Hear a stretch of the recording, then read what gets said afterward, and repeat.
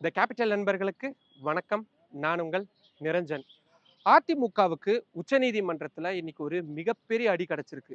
அதுவும் திமுகவுக்கு எதிரா கிட்டத்தட்ட ஒரு அரசியல் வழக்காகவே தாக்கல் செஞ்ச இந்த வழக்குல அதிமுகவுடைய அடித்தளமே ஆட்டம் காணக்கூடிய வகையில இந்த தீர்ப்பானது உச்சநீதிமன்றத்தால கொடுக்கப்பட்டிருக்கு.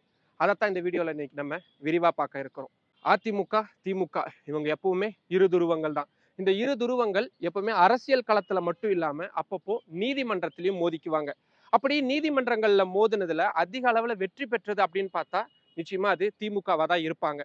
அந்த வகையில மீண்டும் ஒரு படுதோல்விய அதிமுகவுக்கு திமுக உச்சநீதிமன்றத்துல வாங்கி கொடுத்திருக்காங்க அப்படின்னு தான் சொல்ல வேண்டியதா இருக்கு.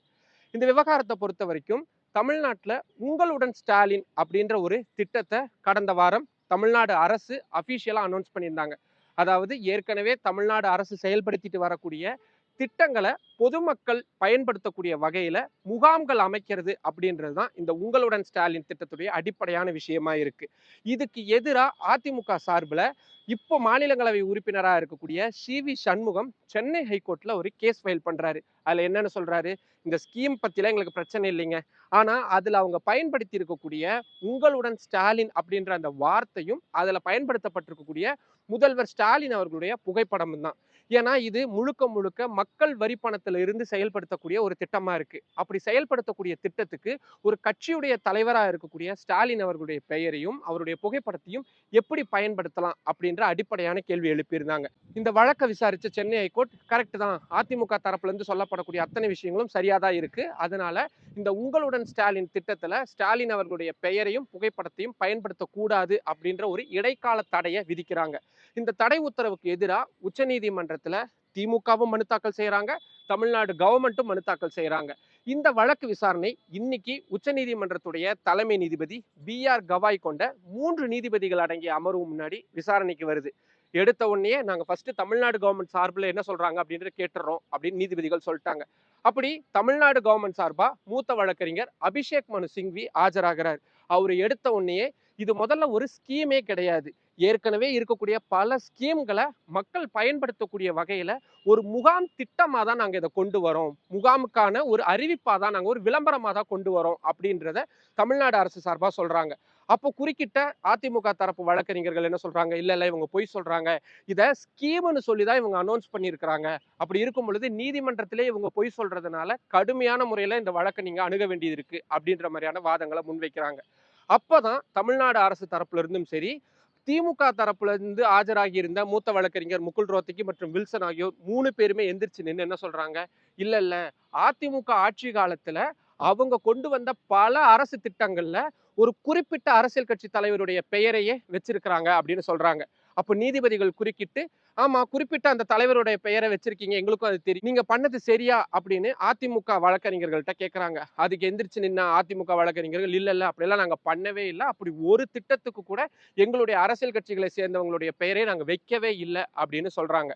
அதுக்கு கடுமையான முறையில மறுப்பு தெரிவிக்கிறாங்க தமிழ்நாடு மற்றும் திமுக தரப்புல இருந்து. என்னன்னு சொல்றாங்க, 20ல இருந்து 45 ஸ்கீம்ஸ் வரைக்கும், திட்டங்கள் வரைக்கும் இப்படி ஒரே ஒரு குறிப்பிட்ட நபருடைய பெயரை வச்சிருக்கிறாங்க அப்படின்றத பட்டியலிட்டு கொடுக்குறாங்க.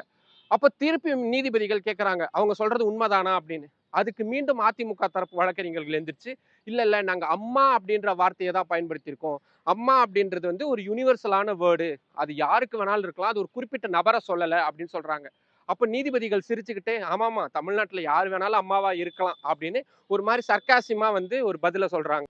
அப்படி சிரிச்சுக்கிட்டே இருந்த நீதிபதிகள் சட்டுன்னு முகம் மாறி, அது எப்படி நீங்க இவ்வளவு திட்டங்கள் இருக்கு, உங்க ஆட்சி காலத்துல நீங்க என்னென்ன ஸ்கீம்ஸ் எல்லாம் கொண்டு வந்தீங்க, எங்க அதோட பதில் எல்லாம் சொல்லுங்க பார்க்கலாம், எங்க அதோட பேரெல்லாம் சொல்லுங்க பார்க்கலாம் அப்படின்னு கேட்கறாங்க.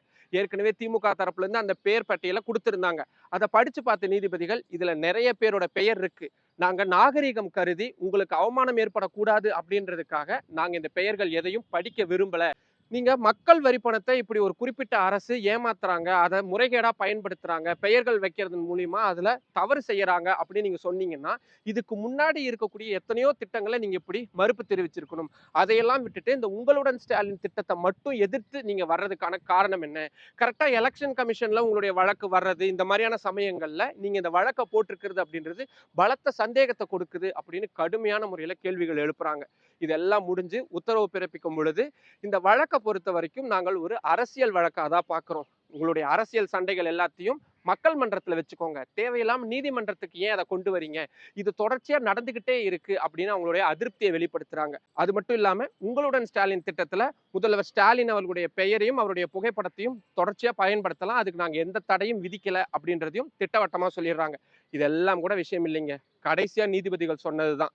இந்த வழக்க தேவையில்லாம போட்டிருக்கிறாரு சி.வி. சண்முகம். அதனால அவருக்கு நாங்க 10,00,000 ரூபாய் அபராதம் விதிக்கிறோம் அப்படின்னு சொல்றாங்க. உடனே திமுக சார்புல இருந்து எந்திரிச்சு நின்ன மூத்த வழக்கறிஞர் வில்சன் அவர்கள் இதே விவகாரத்துல சென்னை ஹைகோர்ட்ல எங்களுக்கு எதிராக இவங்க நீதிமன்ற அவமதிப்பு வழக்கையும் தாக்கல் செஞ்சிருக்காங்க. அதாவது சென்னை ஹைகோர்ட் உத்தரவிட்டும் அதுக்கு மீறி நாங்க இந்த திட்டத்தை நாங்க செயல்படுத்திட்டு இருக்கிறோம் அப்படின்னு சொல்லி இவங்க வழக்கு போட்டிருக்கிறாங்க. அதையும் கொஞ்சம் என்னன்னு கேளுங்க அப்படின்னு. அதை கேட்டு இன்னும் கடுப்பான நீதிபதி, அப்படியா, அப்படின்னா உங்களுக்கு ஒரு 20,00,000 ரூபாய் அபராதம் போடட்டுமா அப்படின்னு கேட்கிறாரு. உடனே சி.வி. சண்முகம் சார்பில் ஆஜராய இந்த வழக்கறிஞர் ஒரு மாதிரி முகம் எல்லாம் மாறுது. வேணாம் அப்படின்ற மாதிரி சொல்ல வந்தாரு. அதை புரிஞ்சுக்கிட்டு சரி உங்களுக்கு 10,00,000 ரூபாயை அபராதம் விதிக்கிறோம் அப்படின்னு சொல்லி இந்த வழக்கை தள்ளுபடி செஞ்சு உத்தரவிட்டிருக்கிறாங்க. சரி, இது ஏன் அதிமுகவுக்கு ரொம்ப பாதகமான விஷயமா இருக்கும் அப்படின்றத பார்க்க வேண்டியதா இருக்கு.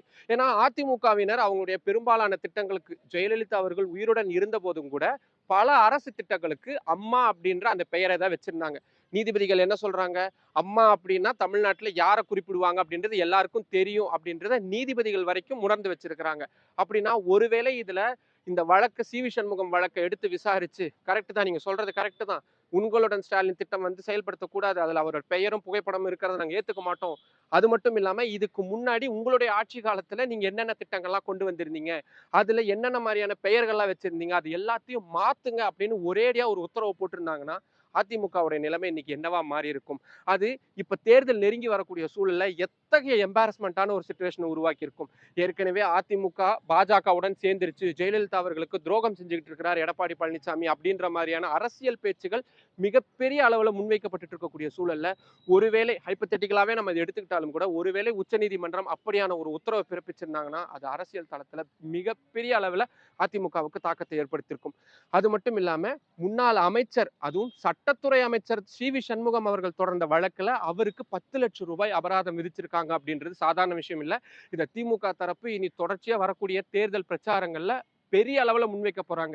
என்னன்னு முன்வைக்க போறாங்க பாருங்க, அரசு திட்டத்தை மக்கள் நலனுக்காக நாங்க ஒண்ணு கொண்டு வந்தா அதை நீதிமன்றத்துக்கு போய் தடுக்கணும்னு பார்த்தாங்க. கடைசியில நீதிமன்றமே அவங்க தலையில கொட்டு வச்சு அமைச்சிருக்கிறாங்க. இந்த அளவுக்கு தான் இவங்களுக்கு மக்கள் நலன் சார்ந்த அக்கறை இருக்கு அப்படின்ற மாதிரியான பிரச்சாரங்கள் வைக்கிறாங்க அப்படின்னாலும் அதுவும் அதிமுகவுக்கு ஒரு மிகப்பெரிய தர்ம சங்கடமா இருக்கும். ஒட்டு மொத்தத்துல ஒரு சின்ன வழக்கா நினைச்சு அதிமுக போட்ட ஒரு விவகாரம் இன்னைக்கு அவங்களுக்கு எதிரா மிகப்பெரிய அளவுல தலைமையில தொங்கக்கூடிய கத்தியா மாறி இருக்கு அப்படின்றதுல மாற்று கருத்தே இல்லை. இப்போ சுப்ரீம் கோர்ட்ல நடந்த இந்த வழக்கு விசாரணையும் அதுல திமுகவுக்கு கிடைச்சிருக்கக்கூடிய வெற்றியும் அதிமுகவுக்கு கிடைச்சிருக்கக்கூடிய இவ்வளவு பெரிய தோல்வியும் நீங்க எப்படி பாக்குறீங்க? இது வரக்கூடிய நாட்கள்ல அரசியல் தளங்கள்ல என்ன மாதிரியான தாக்கத்தை ஏற்படுத்தும்? உங்களுக்கு தோணக்கூடிய கருத்துக்களை கீழே கமெண்ட் பாக்ஸ்ல சொல்லுங்க. மற்றும் ஒரு வீடியோவில் சந்திக்கலாம். நன்றி. நம்மளோட இந்த கேபிட்டல் சேனலை இன்னும் நிறைய பேர் சப்ஸ்கிரைப் பண்ணாம பார்த்துக்கிட்டு இருக்கீங்க. உங்களுக்கே தெரியும், உங்களுடைய ஆதரவின் அடிப்படையில தான் இந்த சேனலே நான் ரன் பண்ணிக்கிட்டு இருக்கிறேன். இப்போ நான் சொன்ன இவ்வளவு நுணுக்கமான டீட்டெயில்ஸ் நீங்க வேற எங்க போய் பார்த்தாலும் கிடைக்காது. நீங்க போய் படிக்கணும் அப்படின்னா அதுக்கு நிறைய நேரமாகும். ஆனா வெறும் ஒரு 5ல இருந்து 10 நிமிடத்துக்குள்ள இவ்வளவு முக்கியத்துவம் வாய்ந்த ஒரு வழக்கை உங்களால இப்போ இந்த வீடியோவை பார்த்தது மூலியமா தெரிஞ்சுக்க முடியுது. இந்த மாதிரியான முக்கியமான விஷயங்கள் தமிழ் மக்கள்கிட்ட போய் சேரணும் அப்படின்றதுக்காக தான் டெல்லியில இருந்து இந்த சேனல் நான் ரன் பண்ணிக்கிட்டு இருக்கிறேன். இதுக்காக நான் உங்கள்கிட்ட இருந்து எதிர்பார்க்கறது உங்களுடைய ஆதரவு மட்டும்தான். நம்ம சேனலை சப்ஸ்கிரைப் பண்ணுங்க, நம்ம வீடியோஸை நிறைய பேர் கொண்டு போய் சேருங்க, லைக் பண்ணுங்க, கமெண்ட் பண்ணுங்க. உங்களுடைய ஆதரவை அதிக அளவில் தாருங்கள். நன்றி.